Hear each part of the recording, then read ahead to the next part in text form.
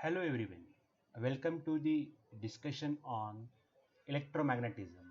In the today's topic, we are going to discuss small MCQs on electromagnetism, which is on theory based. What is the learning outcome of today's session? At the end of this session, the learner will be able to apply the concept of electromagnetism to solve the MCQ. So let's begin. So the first it is asked that what is the unit of reluctance? Okay, so the unit of reluctance. So to find the unit of reluctance, we will write down the formula of reluctance. Reluctance is mmf upon flux. So this mmf upon flux is given by Ni by phi. So Ni is nothing but mmf. mmf is measured in terms of ampere turn and flux is measured in terms of Weber. So its unit is ampere turn per Weber. This reluctance is same as a resistance in the electrical circuit. What is the reciprocal of reluctance? The reciprocal of reluctance is a permeance. Okay, so in and its unit is a Weber per ampere turn. Dash dash is the directly proportional to the length and inversely proportional to the core area and permeability. So here you can observe that S is equal to L mu 0, L divided by mu 0 mu r into A. So mu 0 is a constant term. So it is inversely proportional to mu r, inversely proportional to A, but directly proportional to the length. Hence its answer is the reluctance. Okay, so its answer is the reluctance.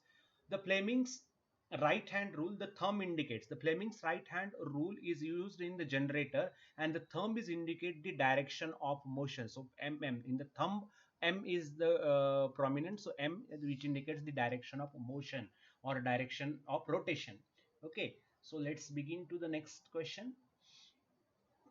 In right hand thumb rule is used to what? Okay, so right hand thumb rule means it is used to find out the direction of magnetic field, and the thumb indicate the direction of current flow. When it is applied to the conductor, thumb indicates the direction of current and curl finger indicate the direction of magnetic force. This is the answer. The Fleming's right hand rule, the first finger indicate the magnetic field, and in the Fleming's right hand rule, middle finger indicate the direction of induced EMF. Okay, then come to this question: which part of the magnetic path requires the largest MMF? Okay, so largest MMF is always required by the air gap. Largest MMF is always required by the air gap because reluctance is proportional to 1 upon epsilon, sorry, 1 upon not epsilon r, it is a mu r. Okay, so it is a permeability, it should be permeability. Okay, so mu r for the air is equal to 1, and so that reluctance of air is greater than the reluctance of all others. Okay, so core reluctance, so there is no question of reluctance in the coil and current, so only core and air gap is option. But in case of core, you have a mu r of the core is greater than the mu r of air, so that it is reluctance is more. Okay, so we have discussed this question. Now let's come to the next one. The force on current carrying conductor moving in a magnetic field will be largest when its direction is. Okay, so the force on current carrying conductor placed in a magnetic field is given by BIL sine theta. Okay, so when the sine theta is equal to 1, sine theta is equal to 1 because sine is always lies between 0 and 1. So maximum value is 1. So sine theta is equal to 1. This happens at the 90 degree. So it is going to happen at theta is equal to 90 degree. That is the perpendicular, when the conductor is perpendicular to the direction of magnetic field. If this is the direction of magnetic field, if the current is exactly perpendicular to that, then it is the force developed on the conductor is maximum when it is carrying the current of I ampere. EMF or voltage can be induced in the conductor by moving wire near a magnet, moving magnet near the conductor, or changing the current in the nearby conductor. We know that EMF is proportional to the d phi by dt, and there should be a relative motion. So in first case, you are moving the magnet and wire is stationary, so EMF will induce. In the second case, you are moving the magnet and keeping the conductor stationary, so in this case also EMF is induced. Suppose you change the current. If you change the current, so current is changed, so di, so accordingly the flux is also going to be changed, so EMF is also going to induce in that case. So EMF is equal to changing. So all of the above option is the correct option, all of the above. a device that transforms the electrical energy to mechanical energy. Okay, so electrical energy to mechanical energy. See, in our home there is a motor in fan. So motor takes the electrical energy and it transfers the mechanical energy, that is rotation, to the shaft. So it is a motor. So motor converts the electrical energy into mechanical energy, whereas generator converts the mechanical energy into electrical energy. Okay, so when the current is coming towards the observer, that is coming out of the plane of the paper, it is represented by, so see, I'm giving the example of Arjuna. Arjuna is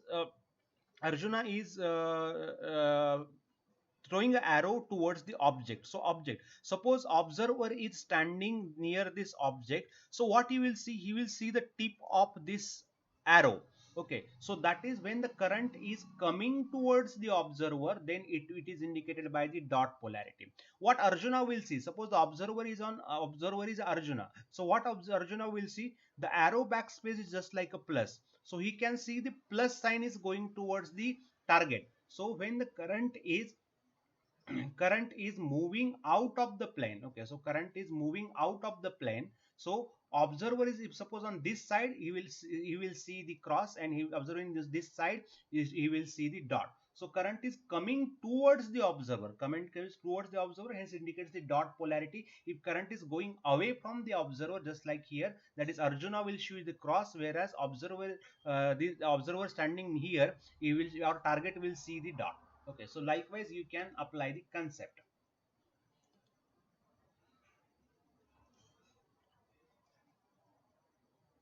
Okay, right hand thumb rule, the curl finger indicate, as I discussed, the curl finger indicate the direction of magnetic field and thumb is the indicated direction of flux. But this right hand thumb rule can be opposite when it is in the solenoid. When you are going to use in solenoid, then the curl finger is indicating the direction of current. See, the current is entering from here, so this is the direction of current. So curl finger is showing the direction of current, then this will indicate, the thumb will indicate the direction of magnetic field. So role is opposite. So in this both case, the role is opposite. So thumb will indicate the north pole direction. So you can apply the right hand thumb rule interchangeably. Curl finger can be shown as a magnetic field or current, or thumb can be shown as a magnetic field or current, depending upon the application. In a conductor, you have to apply this, and in the solenoid you have to apply this. Okay, so how you will calculate the magnetic field strength due to the long solenoid? Magnetic field strength is equal to mmf divided by length. Mmf is measured in terms of Ni Al, so its unit is ampere turn, because Ni is ampere turn and length is in meter, so length of the magnetic path, so it is Ni by L ampere turn per meter. Okay, so in the Fleming's left hand rule, thumb indicates, okay, so देखो right hand हो या thumb left hand हो, देखो अगर आपका left, if it is a left hand, then it is indicating the current, or here it is also indicating the current or EMF. Here this finger is always, forefinger is always indicating the field, and the thumb is always indicated the motion. But in case of left hand, these two are the input and this is the output, because it is applicable in motor. And in case of generator or in case of EMF generation, these two are the inputs, these are the known quantities, and this is to be determined, that is the EMF, so that is the output.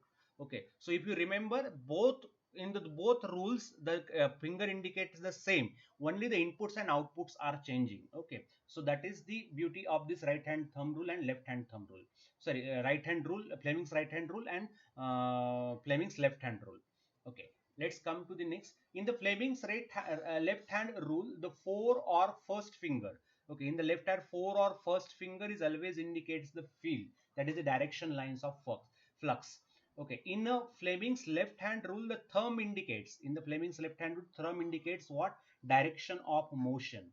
Relative permeability of the free space, the relative permeability of the free space is equal to 4 pi into 10 to the power minus 7, and its unit is Henry per meter. Keep in mind, in next unit we are going to see the relative permittivity. Okay, so permittivity is given by 8.854 into 10 to the power minus 12, and it is measured in terms of farad per meter. But this is in electrostatic, electrostatics. Okay, and this is in what? Electromagnetic. Here permeability is asked, so please consider this difference. Sorry, it is an electromagnetic. Okay, so consider this difference while giving the answer. So this is observed in the electrostatic, this is observed in the electromagnetic. Okay, relative permeability of the free space, relative permeability of the free space is given by 1. Okay, relative permeability of the free space is given by 1. So let's discuss the next one. Reluctance, how the reluctance is calculated? Reluctance is equal to mmf upon flux, that is Ni divided by phi. It is in ampere turn per Weber. Sometimes in the MCQ the unit may be given like a Weber per ampere turn, so don't confuse, this is the wrong one. So ampere turn per Weber is the correct answer, so it is Ni by phi ampere turn per Weber. Flux can pass through, flux cannot pass through the glass, wood, because they are not magnetic. So air, but the flux can pass through the air. Which of the following is related to the magnetic circuit? Reluctance, permeance, and permeability. So reluctance S, permeance, which is equal to 1 upon S, and this is the permeability, which is equal to B upon H. So all are related to that. So how will calculate the mutually induced EMF? The mutually induced EMF is given by minus M di1 by dt, minus M di1 by dt. So hope you understood these all questions. So let's see the part 2 in the next video on the MCQ on electromagnetics. Okay, so if you like the this video, so then subscribe my channel and comment in the comment box. Thank you very much.